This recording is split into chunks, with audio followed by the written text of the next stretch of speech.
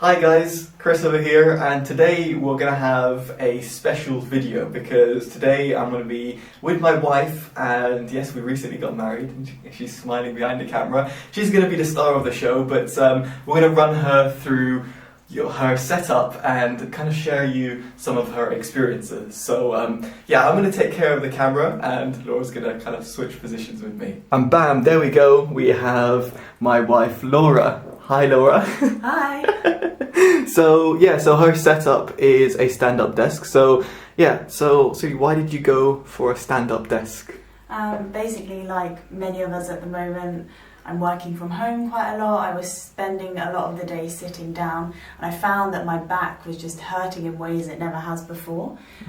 So I've heard kind of in the past a little bit about how standing desks can be beneficial for your back, so I thought I'd give it a go.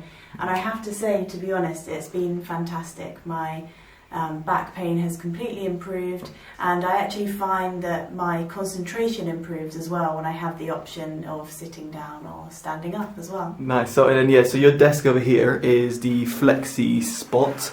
There'll be links to all of Laura's setup things in the description below because I definitely can't remember all the names of them. But yeah, so there's a little button over here, right, so that you use and then you adjust it. Do you usually sit down, or do you usually stand up, do you say? I think I start the day standing up when I've had a coffee, a bit of breakfast, and then probably sit down more at the end of the day. Amazing. Okay. And then so yeah, you've got also this chair. So this is called the Capisco Pulse. And yeah, so this is quite an interesting looking chair. Do you want to walk us through why you ended up going for such a chair, or like what's special about it? Well, it's basically because of you. Because you have this relationship with the company, and you heard that they've got good ergonomic chairs that are, again, good for back health. So I believe that this is a special design that kind of works with the physiology of your back, and it helps it keep a healthy posture. And importantly, from what I've learned from you, it doesn't keep you in a fixed posture. It allows you to kind of have natural movements whilst you're sitting down, which is important for not kind of seizing up whilst you're working.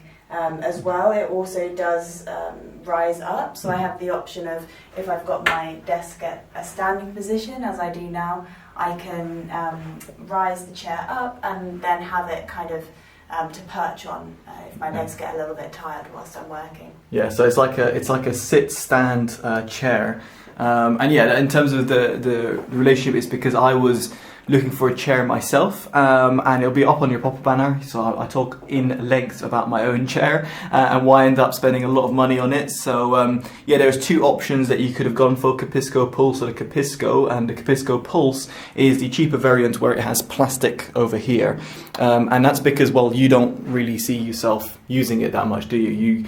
You just want something that's a little bit softer, as in the fabric material, right? And then, as you said, you can sit, stand. So yeah, it's a cool looking desk, and it's also got white base like your desk, so it kind of fits. I think that's the color combination you actually wanted. Yeah, I think it looks nice together. Because, as I'm sure we'll go on to discuss, but I've also got these headphones, you've got the white base, and then you've got the grey tying in with the chair. So yeah, actually those headphones are the Bose NC700s, which you stole from me.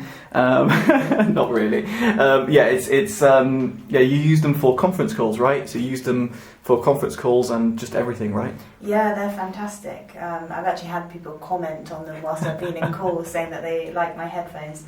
But they're very comfortable to wear. They've got this kind of cushion bit at the top.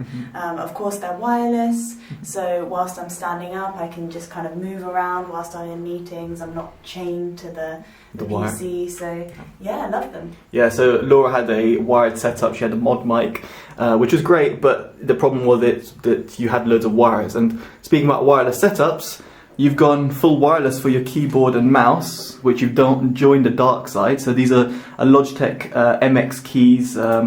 So yeah, you can find a review of it on up on your pop-up banner, again, or down in the description below. But yeah, so yeah, you went for the wireless setup. Any comments about the wireless setup? Anything do you like or dislike about it? Well, I just feel like clean desk, clean mind. I didn't want these kind of wires like trailing all at the back here. I just wanted a nice simple setup. And to be honest, these two bits are perfect.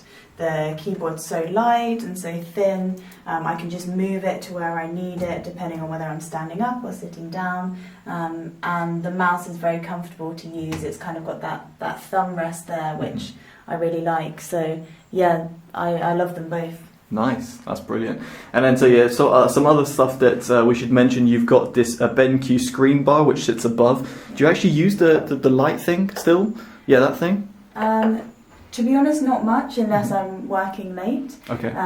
But at the moment it's summer, so it's light all the time. But I think, to be honest, in the winter when it's dark more, I'll be using it more. Yeah, fair enough. And then you've got your camera, so it's a Logitech camera up top. And then you've got a dual monitor setup. So again, join the dark side of a dual monitor life. How are you finding, and why did you actually want a dual monitor setup?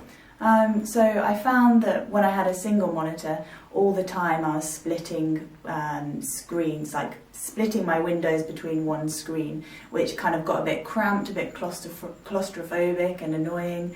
Hence went for two monitors, and I love it. I can just tab different windows out. I do quite a lot of coding, so it means I need to have a lot of windows open at the same time, and it's been fantastic. It's the monitors in question, by the way, are two Philips monitors. So shout out to the guys at Philips, by the way, for hooking Laura up with these two monitors. They're fantastic. Again, reviews of them can be found up on your pop banner or down in the description below.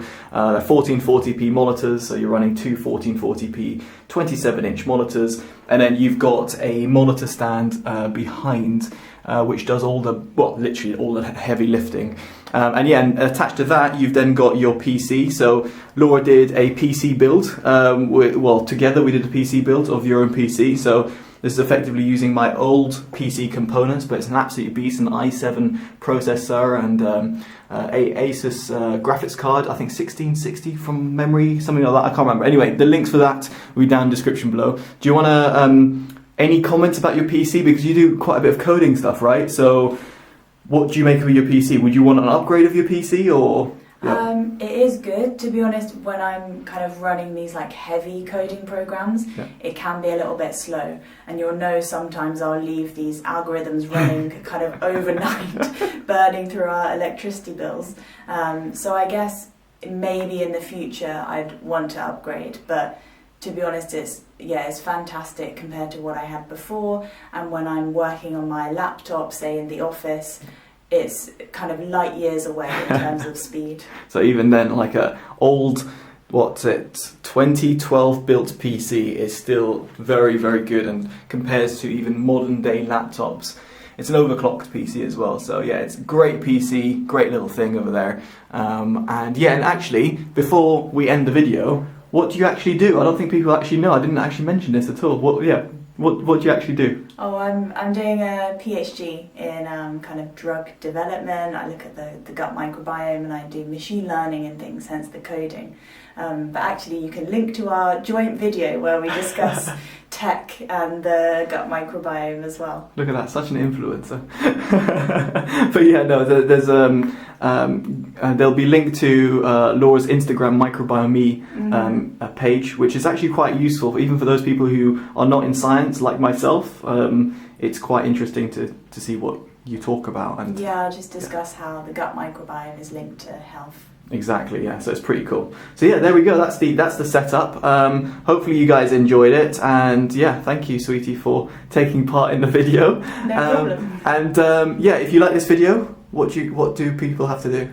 Give it a like and a thumbs up and leave us a comment. Yay! There we go. Alright guys, take care of yourselves and goodbye.